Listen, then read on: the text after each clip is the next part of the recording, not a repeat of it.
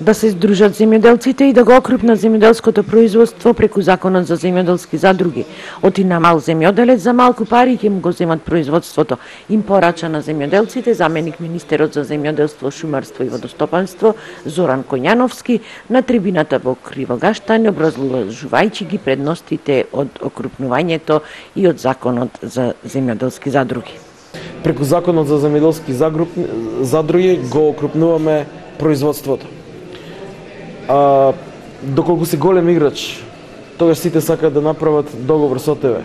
Доколку си мал земјоделец, нормално сакаат за многу ефтини пари да ти го земат родот и со тоа да немаш есап да бидеш земјоделец. Затоа нашата порака како Министерство за земјоделство е да се здружат земјоделците. Преку задругите ние прво ги кофинансираме, односно ги покриваме сите трошоци во старт за формирање на една земјоделска задруга.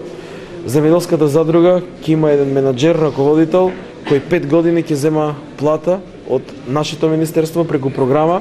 Првата година во висина од 100%, втората година 80%, третата година ќе кофинансираме 60% од платата, четвртата година 40% и петата година 20%.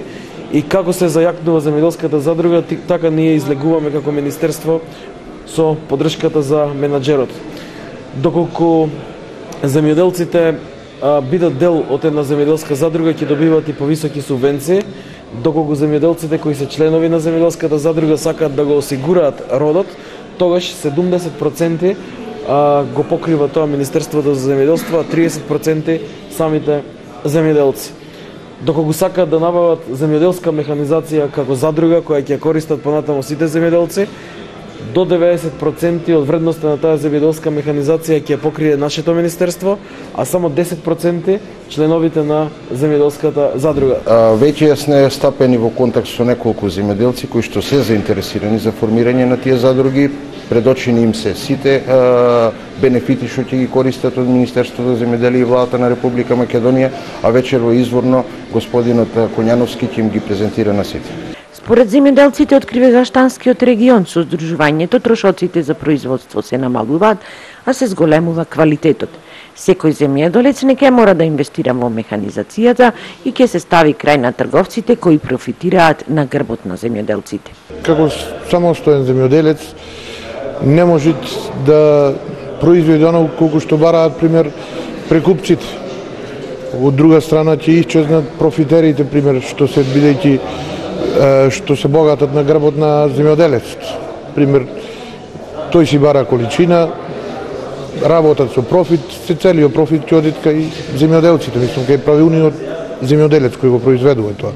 Помалку ќе има трошоци, а повеќе приход ќе има, значи како досега што било нема да биде. Например, ако еден земјоделец дава 20.000 евра за машинерија, истата машинерија може да ја користат 5 или 6 земјоделски, мислам земјоделци по тоа здружение. Тоа е предноста. Мислам че има доста предности, што е прво субвенционирање ќе биде поголемо за земјоделците и подобар пласман ќе има за производството и повеќе ќе се произведуваат подошто самостално, како задруги например. Со здружување на механизацијата ќе може да работа заеднички. Таа е предноста, што значи дека земјоделецот во дадена ситуација ќе биде многу поконкурентен на пазарот. Најпрво за да почнат со земјоделските механизации.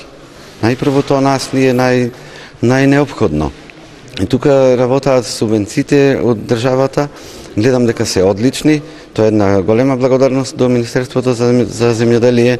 Земјоделците се заинтересирани за задругарството во Кривогаштанскиот регион, зашто како што велат, со окрупнувањето во задруги, поголеми се и субвенциите и бенефициите, особено при набавката на механизацијата.